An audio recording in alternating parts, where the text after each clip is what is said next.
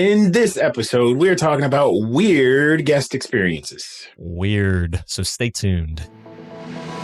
Vacation Rental Machine helps hosts just like you learn how to start, grow, and scale your short-term rental business. This show is all about creating systems that help you automate your business, giving you more time and money freedom. If you're ready to start living the vacation rental life, then subscribe to this podcast today. Come and join us on our Facebook group, The Host Nation, where we'll be talking about starting, automating, and scaling a short-term rental business. Now, on to the show. What's going on, Host Nation?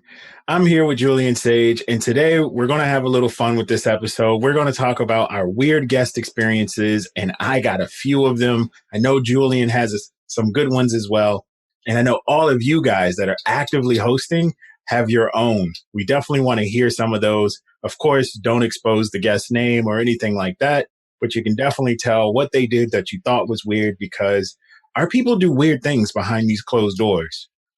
Julian, what do you got to contribute to this episode? Oh, Jeff, I don't know if it's kind of bad because I share a home. So my basement unit, we renovated it, we turned it into an Airbnb, and it's been able to cover our mortgage. So, the beauty is being able to live for free. But with that, being able to live for free, you're also going to get some pretty weird situations. So one of the guests that I remember, we woke up one night, my wife and I, and we heard some noises coming downstairs. It was around 2:30 in the morning, and we were just like, "What was that?" And it was a person that checked in by themselves, but it sounded like there was two people down there. So I look at the security cameras, and I'm like, what's going on down there? But it only showed one person. Well, come to find out, the moaning that was coming from downstairs, it was coming from one person. So we had a noisy masturbator in our basement. Yeah. Did they set off your noise aware? No, I didn't have noise aware because I did not have it at that time. Well, I don't have that experience, so that is very unique.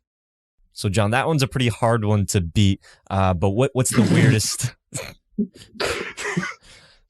No pun intended. But what's been your weirdest guest experience? All right. I was hosting an international guest, and this person was very scared about the area that they were going to stay in. Granted, this is probably one of the nicest areas that there is. This is Old Town, Alexandria. It's not bad. It's not rough. I mean, I barely see any homeless people ever. But I was talking to this lady. She called. I really don't know how she got my number before she booked, but she called me maybe 7 times. Everything about the place was just unsafe. She said, "Oh, I'm a single female and I need to make sure that I'm safe. Nobody else could have access to the door. You got smart locks. I'm going to have to remove the batteries so nobody else can get into it but me. Do they have cameras? Can I get the person that controls the cameras? Because I'm a single lady and somebody could come and take advantage of me." And I'm just like, oh my goodness, like, lady, like, it's not that bad. But am I telling you that you're not going to see anything that might be bad? She's like, oh, this place is across the street from a gas station. That's where people go and rob, and they could just be running across the street. And I'm like, my goodness, it's a city. It's a city. There's things everywhere. There's a tot lot right behind the building. But what do you want to say? The kids are just going to be making too much noise, whatever. Anyways, she came and stayed. I told her, just book 2 days. If you're not comfortable, you can go on. She was very comfortable. She stayed, I believe, about 30 days or so.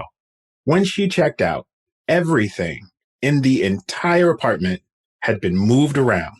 We're talking pots and pans in the upper cabinets, glassware and all kinds of other stuff on the center island underneath. It was like I almost had to just like pay somebody to go and reorganize the entire place because she moved everything. Needless to say, she booked another 30-day stay recently, so she's back at my place. I just know what to expect this time. So there you have it. That's one. I got another one. This one encompasses everything that you need to have inside of your units and why it's so important. I had a unit in a transitioning area, not the greatest area. This one, I admit, it's not the greatest area. I had a One day reservation come in a gap. We allow 1 day reservations in a gap period of 3 or less. This person booked the basement apartment, which at the time was about $120 inside of this townhome. This person booked. I messaged them. We talked. I let them know that, hey, these are the rules. And I had an eerie feeling. Sometimes we get those eerie feelings. This was one of those reservations that gave me that feeling. So I just monitored. I'm looking on the camera. These people don't check in until about 10 o'clock. 10 o'clock, one person checks in. That's fine. Okay, great. Maybe I'm tripping. Don't worry about it. 11 o'clock, I'm getting notifications. Movement, movement, movement, movement. I'm like, what in the world? I look at the camera. It looks like ants are just running towards a piece of watermelon, which happens to be my basement apartment where there's like 40 people coming into the apartment. Oh my God. Now it's like 1 a.m. What do I do? Message the guest, call Airbnb, call the police, head to the unit. All of that is happening pretty much as I'm just throwing what I need to put on just to go out there and handle this situation. So the police get there. I get there. I talk to the police. I let them know what's going on. I tell them how to approach the whole place. I say, definitely, there's only one entry into the basement. It's through the back. So if you have somebody go through the back, we can go down to the front of the home and go down the steps. That's exactly what happens. One police officer blocks off the back. We go down the steps. We see literally about 20 people in this maybe 500 square foot basement apartment, and it smells like weed. Oh my God. They're smoking all over the place. Weed is legal in the state that they're in. So I'm looking at the cops like, this got to be illegal. 100% illegal. There's too much. There's a lot of it.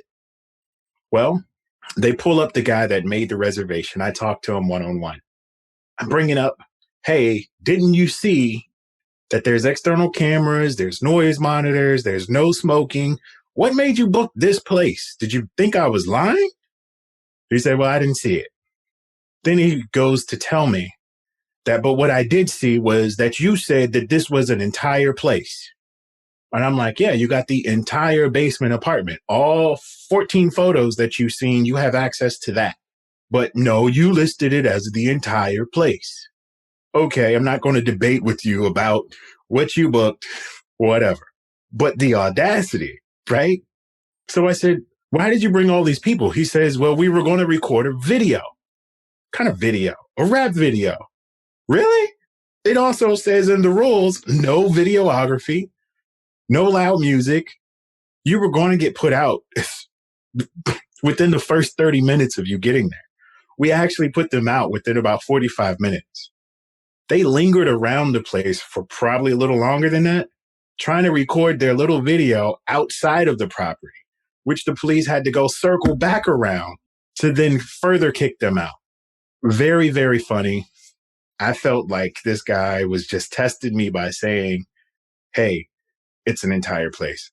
One side note about this whole thing, in most places, the police are not going to negotiate your independent contract. So they're really not going to be forceful in this scenario. They're really just there for safety. So because there was a large number of people against a smaller number of people, they're there just to ensure safety. So they're not going to be the muscle and just throwing people out of the house. Don't think that. But that's my two funny scenarios. One, definitely my worst guest. The other one is definitely just a very unique guest that, hey, they book long stays. What can I say? Yeah, John, that's a pretty crazy situation. And I want to highlight this. I think that this is such a unique episode because this really does show the difference of this business. This is not your typical real estate business. Yeah, when you're dealing with long-term renters, you might get someone that, messes up the inside of the house, or, maybe they don't want to stay and you have to evict them. But with this business, you're going to get some weird stuff. And I'm sure that you've got plenty more stories, John.